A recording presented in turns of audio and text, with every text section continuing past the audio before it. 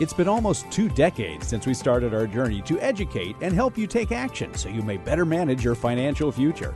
Our goal is to help you accomplish your life's purpose. This podcast reveals financial tips, strategies, and insights that will help you to set your financial goals and guide you along the way. This is Managing Your Financial Future, brought to you by the advisors at Lucia Capital Group. All right, Managing Your Financial Future. Snappy theme song, snappy introduction by that snappy guy who's your snappy host here, podcast host Johnny Dean. And sitting with me, my longtime friend. Because we're old. Because we're old. I thought of this. I'm tired of talking about this, but it's been almost 30 years we've been working together in one form or another. And everything seems to lead back to age, you know? How old are you? And this gets me thinking. You're, by the way, a certified financial planner, CFP professional, whatever you want to call it, advisor for all these many, many years, and our regular guest here on this particular podcast. I want to get into this right away because there are several different ways to take this. But as I talk about aging and I talk about getting older, the idea of retirement starts to hit me much more than it did 30 years ago. It was a concept 30 years ago. It was something way in the distance. It was something for old people. You were young. Well, I was.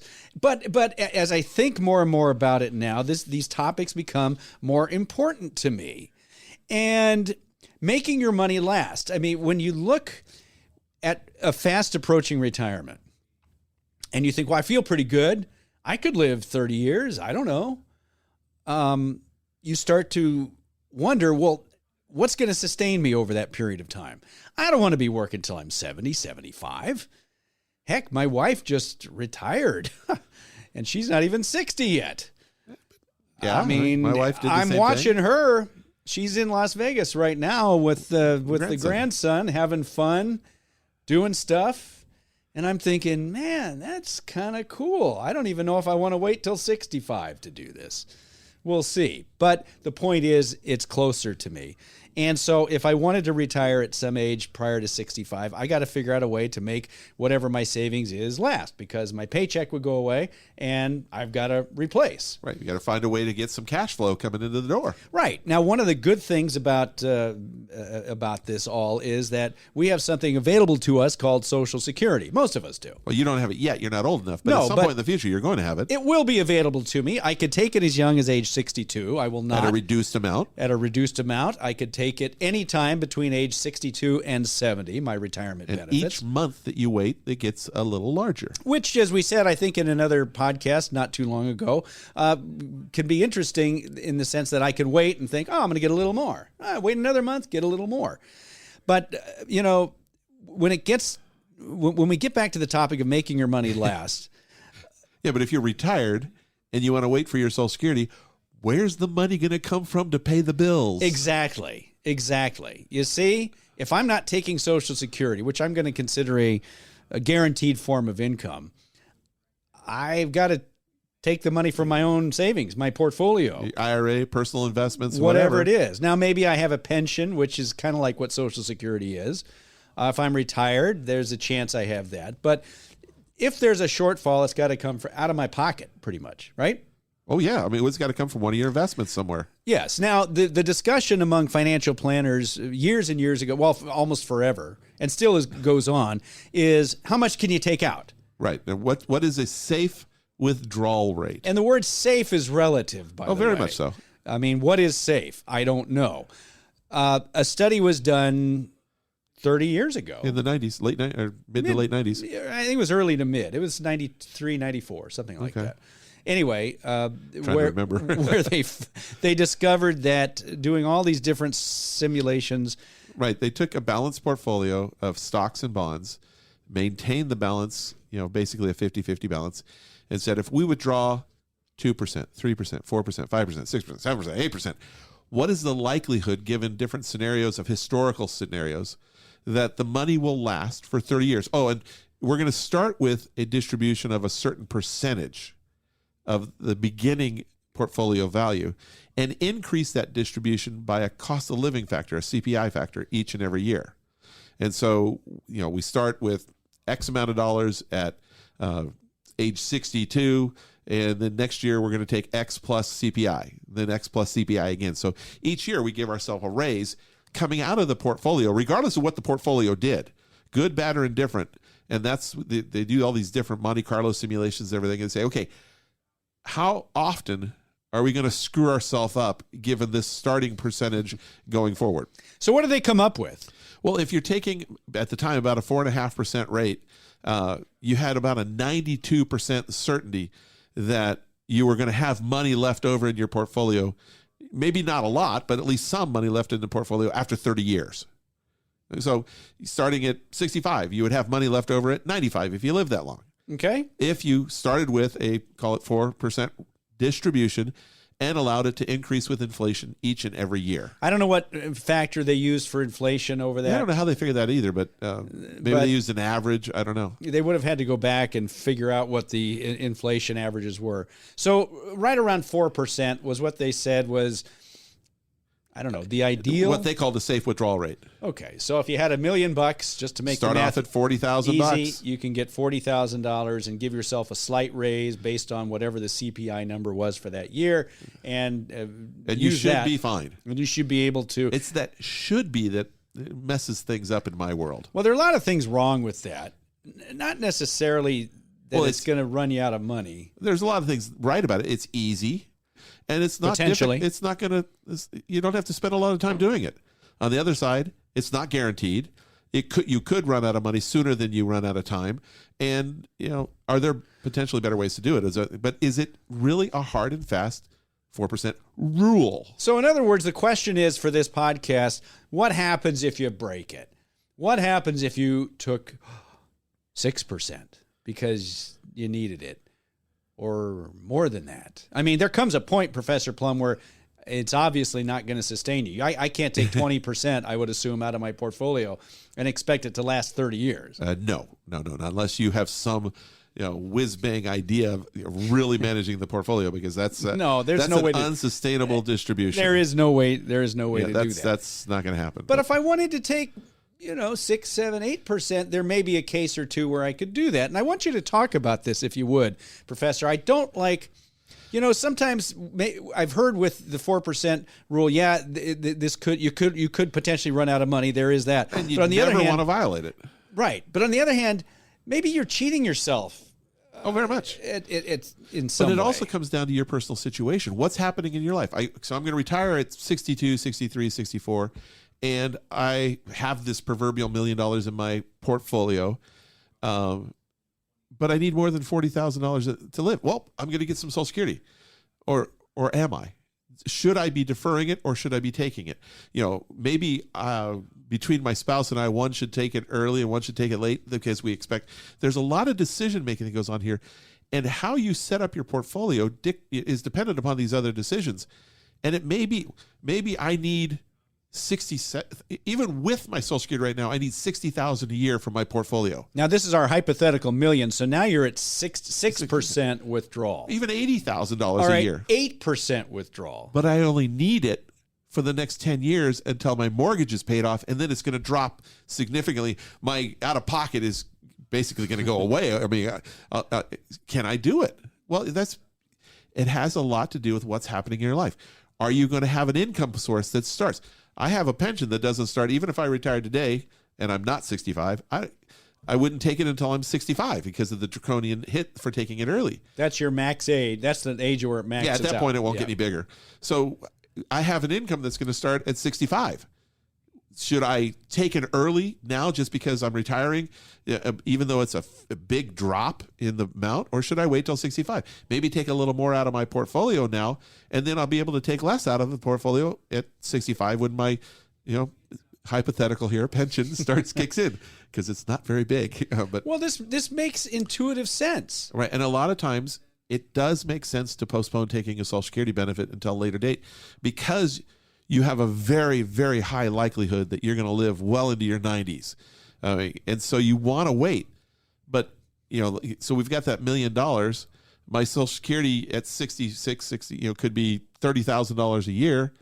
And I need more than $70,000 a year to live. Or maybe I need 70, but I want to wait to get my Social Security until it's a lot larger. So I need 70 out of the portfolio for the next 5 years. But then when I take my Social Security, my much larger age 70 Social Security, I'll need a lot less coming out of the portfolio. And so depending upon whether you're aggressive, conservative, moderate, how you set yourself up, the 4% rule, and I'll use that term lightly, is not a rule, but it's a great guideline for very high-level planning. Would you call it a starting point, perhaps? It can be, but it's not necessarily, because if you take that person that we're talking about that needs 7% for their portfolio right now for the next 5 years, well, that's way over 4%. But what we like to do is when we're looking at doing projections, okay, the portfolio could do this, thing. Now we're looking at age 70, 71, 72. What's your distribution rate then? What's your distribution rate projected to be at 70 after you've drawn down your portfolio a little bit, but now your Social Security's kicked in and you have a lot less of a need from the portfolio 5 years from now or whenever the Social Security kicks in or your pensions kick in. Now are we within tolerance? If at that point we're scheduled to be taking 20% out, this is going to be a very difficult retirement for you because nothing's going to work very well. But if at that point, if we took 8% out for the next 5 years, and then through the projections and we look at what the portfolio might be, you're only taking 3 or 4% out, hey, we're all in line. It's a doable deal. Well, I would guess maybe some people have a large enough Social Security benefit at age 70 where maybe they only need 1 or 2% at that point from their portfolio. And if anything. Right. And so we have to take a look at all that. And maybe that means that they should be spending more because they can enjoy more, because their portfolio will support more. Well, see, this is how that's how I would look at it as somebody who's going to retire. I'd say, well, look, you know what? I could retire at age 64, but I have to take my Social Security benefit at that point because I'm not allowed to take more than 4% out of my portfolio. My portfolio can't handle an 8% withdrawal. So I have to take Social Security at 64 so that I can stick with my 4% rule. You can break the rule in order for shorter retire. periods of time. Short periods of time being 4 or 5 years, 6 years, as long as the outcome at the end isn't too much. I mean, like I said before, if at the point where we're doing our modeling and we're showing you taking more out now and then your Social Security kicking in, and 5, 6, 7 years from now, it looks like the portfolio distribution rate from that point forward is 4%. If from that point forward it's 18, 20%, it's not going to work. And even taking it today, nothing you do is going to work with the spending that you've got going on. So we have to then have the unpleasant discussion of, do you work longer or do we downsize or what's going on here? Both? Because you're not going to be able to make it work given what you're doing. But on the other side, if you say, well, I can't afford to take more than 40,000 out, so I must take my Social Security now. No, that's not the reason. You can take more out in the short run, knowing that the Social Security will be larger in the future, and it's probably better for you in the long run. If you have a long run, that's the big if. Longevity is key here, I would think. And as long as the projected distribution rate at age 70, 72, 73 is not 10, 12, 15% at that point. Well, is it important? Is it more important then maybe to have your Social Security discussion before you decide how much to take out of your portfolio? It seems to me that that somebody who wants to wait and take their Social Security later has already determined through different factors that it is the right choice. Well, do you make that choice first? I think you make the choice. You make the decision, or at least the basics of the decision first, because that's how you decide how much you need to come out of the portfolio. And then you look at it, is this an option? I mean, and then you say, okay, here's how it's going to be set up. Does it feel okay to you? There are times where we can show somebody that's going to work by waiting, but they just don't feel like they want to do it that way. It just they feel better taking the Social Security. Fine. Take the Social Security when you retire at 62, 63. If that's what makes you feel the best, even though the other way may eventually work out in your heir's favor more than anybody else. But if it doesn't make you feel good, don't do it that way. Well, that's another rule that can be broken. Never take your Social Security early. Always wait till 70 or at least full retirement age, for goodness sake.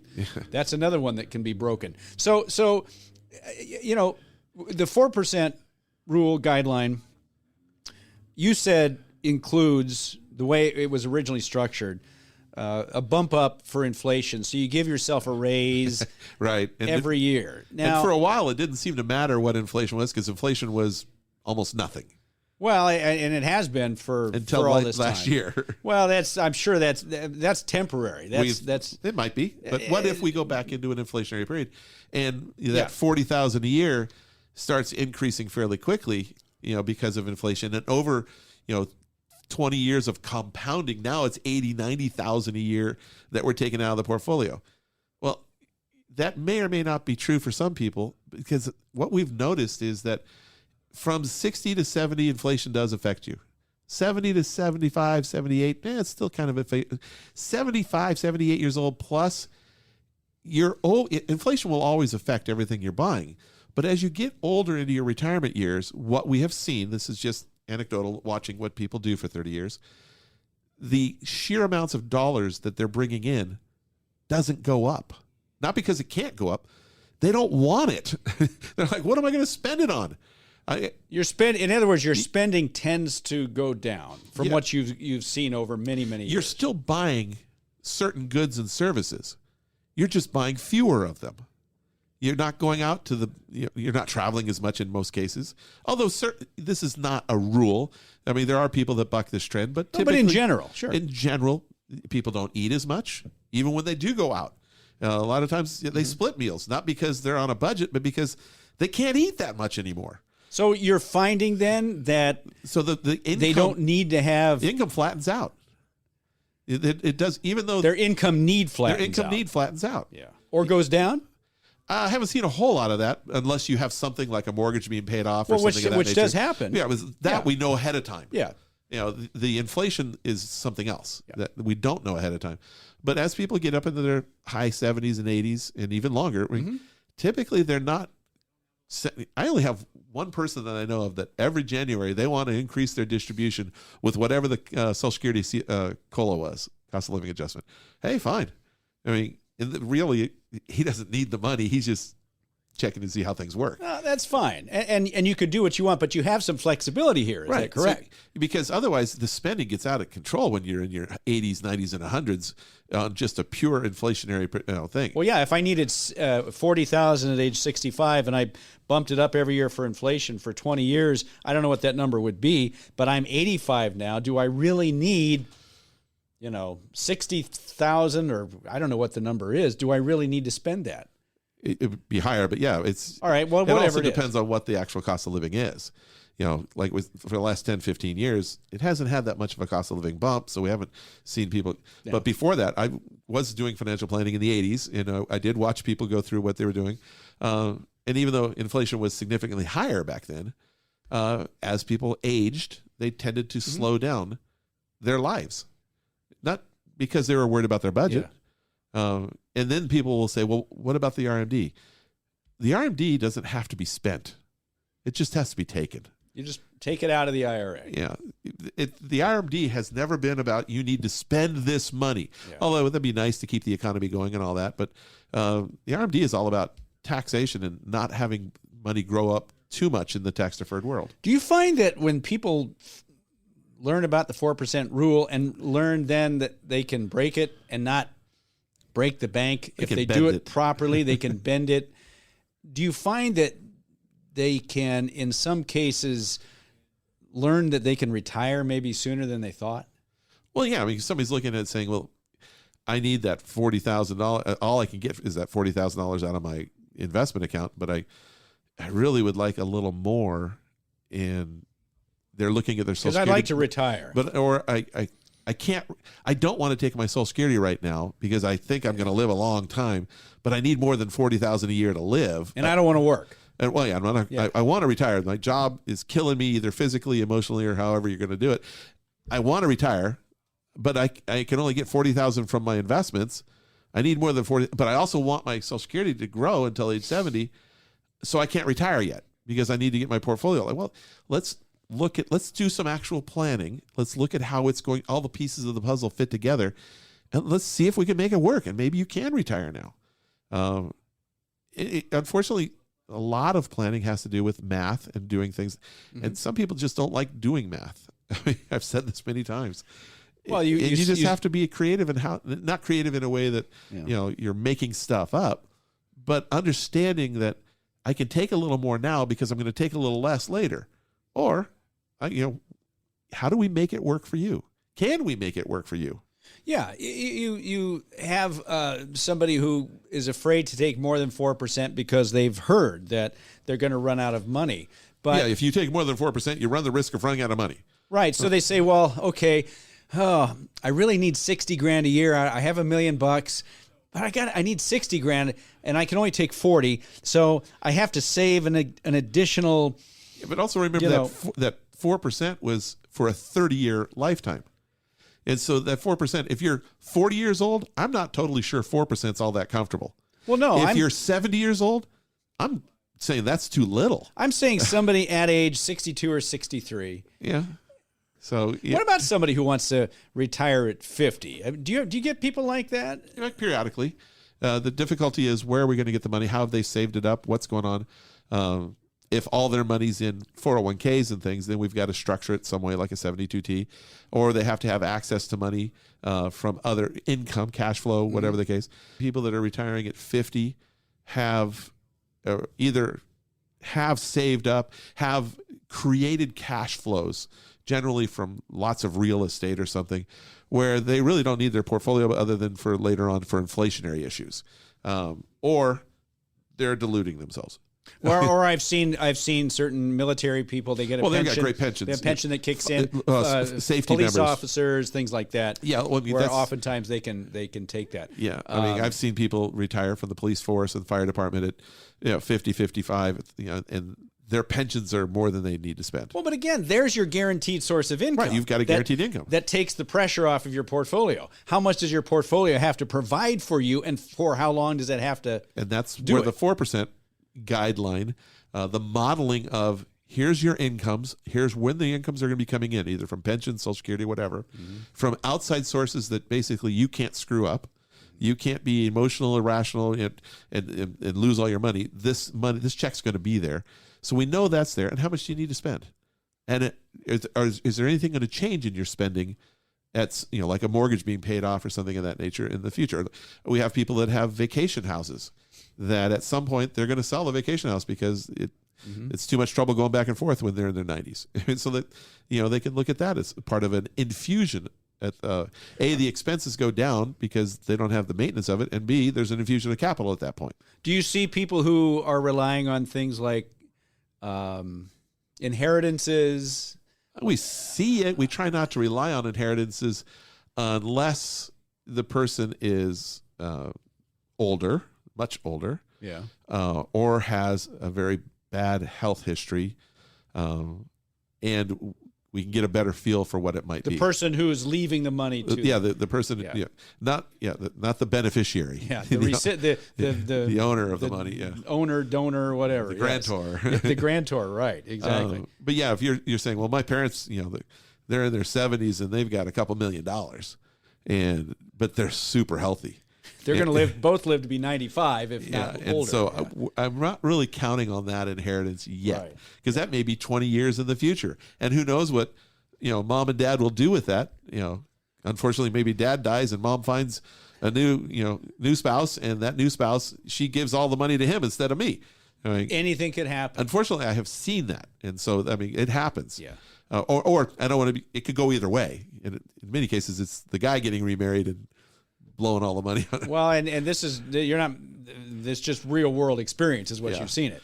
So you really can't count on the inheritance until it's unfortunately more of a concrete issue.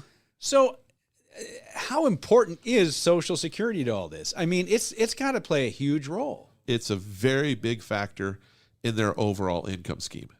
Now, for the average person, it's probably 40 to 50, at least 40 to 50% of their retirement income. Maybe more in some cases. Yeah. For some lucky or blessed, I should say few, it's not that big of a deal. I know. The Social Security. Yeah, because they have saved and they have significant assets outside of it. Sure. And I was speaking with somebody recently that they have not taken, they've got their pension. They have a really good pension. And their pension is more than they need to live off of. their biggest issue is taxes.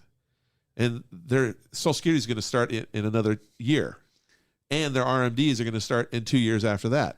And absolutely. They've got more income than they need without either one of those factors. Pay the taxes and be happy you got what you got. It's just one of those things. It's no fun to pay taxes, but you got more income than you need, which is a blessing.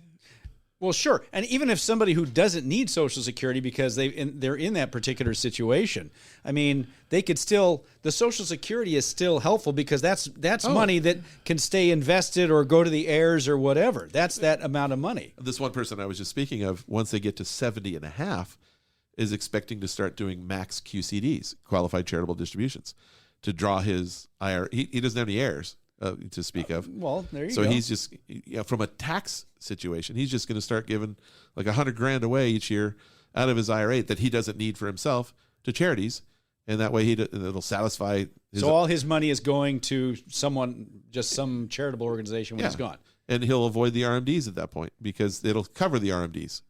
That's great. And it's probably good that he's got a lot of money in IRAs and things like that, because those are the good kinds of things to donate, aren't they? Well, he's got money in all types of accounts. Well, yes, but if you're going to, and there's another thing we've talked about before, if you've got money to leave to somebody, speaking of heirs, you got a choice between, maybe IRAs and things like that, or you've got personal money. Right. If you're looking to split your estate between, beneficiaries, kids, nephews, nieces, whatever, and charity, who should get what? What we see a lot of times are they make the beneficiary of the IRA the kids, the grandkids, the nieces and nephews, and they give their trust account, their personal stock portfolio, to a charity. And assuming they're similar in size, that's backwards. Because the beneficiaries, you're saying, are going to pay taxes on that. On the IRA. On the IRA. Where if you gave the IRA instead to the charity, charities don't have to worry about. Charities won't pay any taxes on it. Your estate won't pay any taxes on it. And the kids would inherit the stocks or the personal accounts without any taxes. And in some cases, a step up in basis, depending on what it is. Regardless, a lot less taxes than the IRA is going to be. And force them to take it out over 10 years. What have we heard, just off track, but because we're almost out of time, but what have we heard about this? There was some talk about step up in basis for certain things like large homes going away. Have you heard anything about that? Well, when they weren't able to pass any legislation at all last year, that kind of got thrown out. So far, we haven't heard any rumblings about it recently.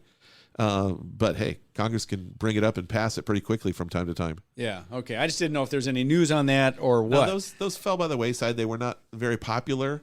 They were looking purely as a way to raise revenue, to try to offset things. Yeah. Yeah. Okay. But just to wrap up this whole discussion, things like the 4% rule can be broken. They're guidelines. Things like advice on when to take Social Security. That should be done before you actually start modeling. We've talked about and then see how it works. And we've talked about this, I know before. Here's another rule with Social Security that can be broken. If you don't expect to live all that long, you still may want to wait. If you're married, you may still want to wait and not take your Social Security benefit until you're 70. Right. When to take your Social Security benefit has to do with how long will that benefit last. Will that benefit last long enough to reap the benefit of not taking money now and getting more later? I mean, we know that if you're 62 years old now, the decision to take it now or wait till 70, if you wait until 70 and you die at 71, you missed out on 8 years worth of income at a lower number. That 1 year of a higher number did not pay it back. It takes a series of years to be able to find a break-even point where you've received the same amount of money and then add in some interest or some investment return and things of that nature. It takes a while. You have to live a while to make sure. So postponing your Social Security has a lot to do with how long will that benefit last. Now, if you're a married individual and your benefit is the larger of the two benefits, your benefit will potentially last longer than you will. It's not about how long will you last. It's all about how long will your benefit last. And in my case, my benefit's larger than my spouse's, and I'm a couple years older. So even if I do, die at 75, 78, my benefit isn't going to die at 75. As long as your spouse is still alive. As long as my wife or my spouse is still alive, and I expect her to live to be close to 100. So my benefit should last a long time. Due to the survivor benefit rules of Social Right. Security, which say They'll that take over mine. the larger benefit will continue and the smaller one Right. drops off. And assuming I make it to at least a 69, because that means she's full retirement age at that point too. Yeah, there you go. So there's no discounts anywhere, but Right. So But that's I expect. But on the other hand, she's a couple years younger than me. I don't expect her benefit to last until forever, because her benefit will stop when either one of us stop. So even if I make it to 85, she's only 83. Yeah, it's kind of a push. So we'll probably take hers early. because there's you're the saying break there's even no is just is a long ways out there. I got to make it to 85 to make it work for us. Yeah, maybe I can. Well, but even if you don't, as you said, your benefit will make it. My benefit will continue for her. Her benefit will stop when I do, probably. Which is why you're saying maybe Take it's hers better early, take let mine her late. take. She could do it if she retires at 62. I don't even know if she's working, but she could. Yeah, if she's not working, she could take it as early as 62. and enjoy the payments for however Yeah. long they last. This is just one of those things where Spend more money on the grandkids. as I'm finding out, can add up. This is just, again, if people want to stick with common wisdom, common rules of thumb, they can be broken depending on your situation. And sometimes it takes an advisor to look at that and determine this rule can be broken. You can retire now, or you can wait until 70 to take your benefit. You should wait. Whatever it is, defying the conventional wisdom is, I think, one of the values that a good financial advisor can provide to you. Professor Plum just demonstrated that here. If you want to know, can you retire right now? Do you really need to only take 4%? Can you maybe take more for a temporary amount of time and worry about, when your Social Security benefits kick in, take a whole lot less later on? Check and find out. You may be able to retire sooner than you thought. 800-644-1150. The number at Lucia Capital Group, our longtime sponsors, 800-644-1150. Talk to the advisors there. They all work with you, Professor Plum. And I work with all of them. You do. Plans and strategies go through you. They're all asking about things, and you guys collaborate, and it's a whole process. It's fun when we get together and we talk about different ideas and how do we structure and do this, and then we get talking about products. I was talking to somebody on the air today, or not on the air, on the phone today, and they were talking about different products and what they heard. This is a client, and they say, "Well, what about these? It says that it will do that." I go, "Yeah, we'll do that, but you have to understand what's happening underneath. You're not going to get massive rates of return." I mean, he goes, "So it's a marketing gimmick." I go, "Yep." I used to love, when we did our live radio and TV shows, I used to love getting those calls or just talking about them because it kind of debunked what is out there. Right. And I really enjoy that. 800-644-1150, the number at Lucia Capital Group, as I said. You can also go online, luciacap.com, LUCIACAP.com. Get more information about all this stuff there. Watch our videos and read the articles. They're all up there at luciacap.com. Spotify is where you find our podcast. Spotify, you can subscribe and download it directly to your device. Listen at any time that you want. Managing your financial future. That's it. We got more to talk about. We'll be talking next week, I believe, about target date funds and what this is all about. You got a 401k, you probably have one. What are they? How do they work? Do they work? We'll address all that next week. For Professor Rick Plum, Certified Financial Planner, Professional, that's a CFP. I'm Johnny Dean, your podcast host. Thanks so much for listening to us. Managing your financial future. We'll talk to you again next week. The information provided should not be considered specific tax, legal, or investment advice and is not specific to any individual's personal circumstances. To the extent that this material concerns tax matters, it is not intended or written to be used and cannot be used by a taxpayer for the purpose of avoiding penalties that may be imposed by law. Each taxpayer should seek independent advice from a tax professional based on his or her individual circumstances. Different types of investments and or investment strategies involve varying levels of risk, and there can be no assurance that any specific investment or investment strategy will be profitable for a client's or prospective client's portfolio. Thus, investments may result in a loss of of principal. Accordingly, no client or prospective client should assume that the information presented serves as a receipt of or a substitute for personalized advice from LCG or from any other investment professional. You should always seek counsel of the appropriate advisor prior to making any investment decision. All investments are subject to risk, including the loss of principal. This material was gathered from sources believed to be reliable. However, its accuracy cannot be guaranteed. The information provided is based on current laws, which are subject to change at any time. Lucia Capital Group is not affiliated with or endorsed by the Social Security Administration or any government agency. Social Security rules can be complex. For more information about Social Security benefits, visit the SSA website at ssa.gov or call 800-772-1213 to speak with an SSA representative. IRA withdrawals will be taxed at ordinary income rates. Withdrawals prior to age 59 and a half may also be subject to a 10% penalty tax. It is important to keep in mind that investments in fixed income products are subject to liquidity or market risk, interest rate risk. Bonds ordinarily decline in price when interest rates rise and rise in price when interest rates fall, financial or credit risk, inflation or purchasing power risk, and special tax liabilities. Interest may be subject to the alternative minimum tax. Examples cited are hypothetical, are for illustrative purposes only, are not guaranteed, and subject to potential federal and state law amendments. There is no guarantee that you will achieve the results discussed or illustrated. Before investing, carefully consider a target date fund's investment objectives, risks, charges, and expenses. To obtain a prospectus or summary prospectus, which contains this and other information, call your financial advisor. Read the prospectus carefully before investing. The principal value of a target fund is not guaranteed at any time, including at the target date. Rick Plum is a registered representative with and securities and advisory services offered through LPL Financial, a registered investment advisor, and member FINRA SIPC. The investment professionals are affiliated with LPL Financial and are conducting business using the name Lucia Capital Group, a separate entity from LPL Financial.